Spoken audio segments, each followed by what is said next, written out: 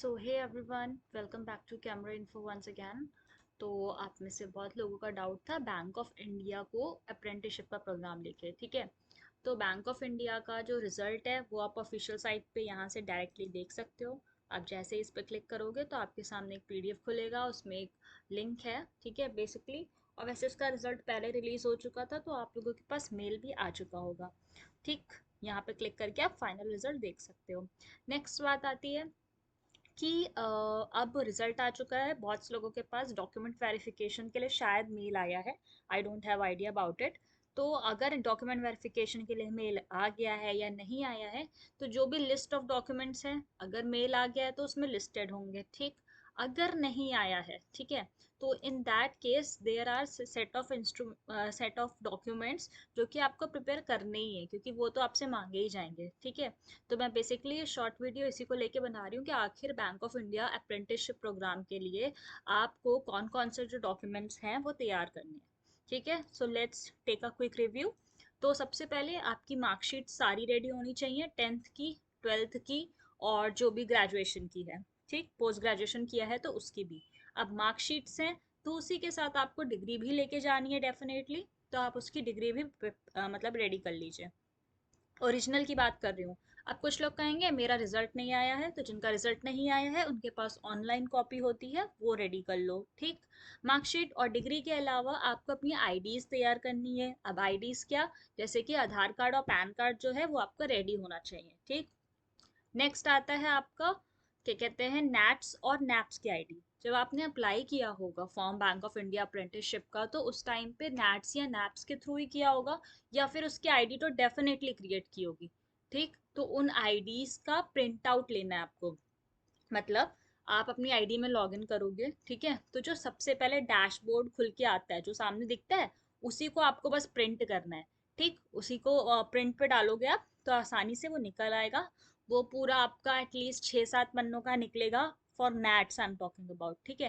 Nits के लिए 6-7 पन्नों का वो पेज निकलेगा, वो पूरा प्रिंट लेके जाना है आपको।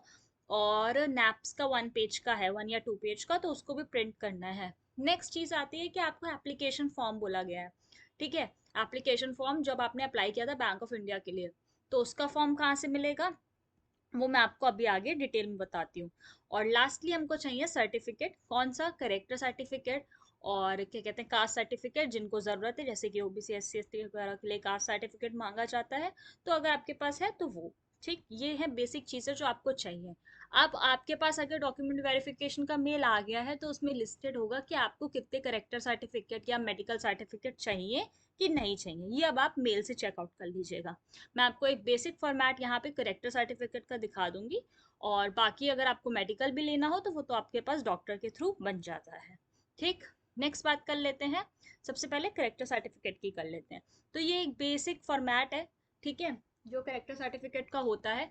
जनरली किसी भी अप्रेंटिस प्रोग्राम में 2 करेक्टर सर्टिफिकेट्स मांगे जाते हैं, ठीक है। कोई भी गस्टेड ऑफिसर इसे साइन कर सकता है, या फिर अगर आपको कॉलेज वगैरह से मिला हो तो वो भी आपका वैलिड माना जाता है, ठीक है। इसका फॉर्मेट कहाँ से डाउनलोड करेंगे, तो कुछ नहीं करना है, आपको गूगल पे डालना है करेक्टर सर्टिफिकेट फॉर बैंक, ऐसा करके सिंपल से ऐसा फॉर्मेट निकल आएगा। पीडीएफ डाउनलोड करो, प्रिंट करवाओ, और ऐसे जो भी गस्टेड ऑफिसर हो उससे साइन करवा लो, ठीक। ये बात हो गई करेक्टर सर्टिफिकेट की। मेडिकल अगर मांगा गया है तो सेम चीज उसके लिए भी करोगे, नहीं मांगा गया है तो मत लेके जाना। तुम्हारे पास जो मेल आएगा उसमें सब लिस्टेड होगा, ठीक है।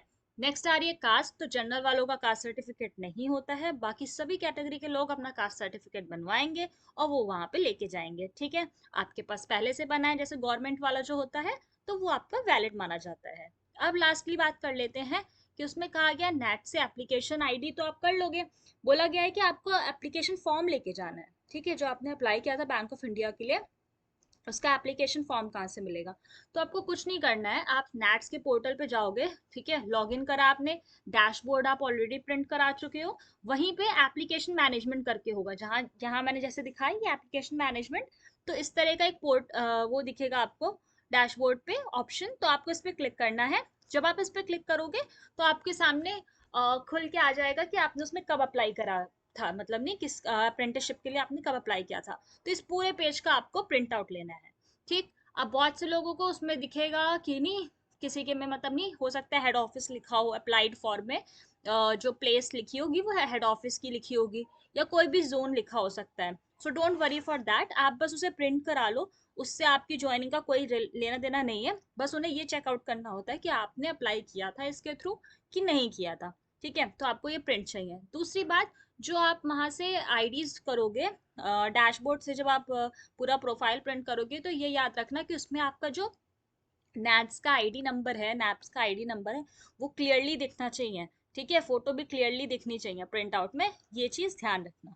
ठीक, ये हो गया इस तरह एप्लीकेशन मैनेजमेंट से आपका, यही जो एप्लीकेशन मैनेजमेंट है, इसी को एप्लीकेशन फॉर्म भी कहा जाता है। So don't get confused.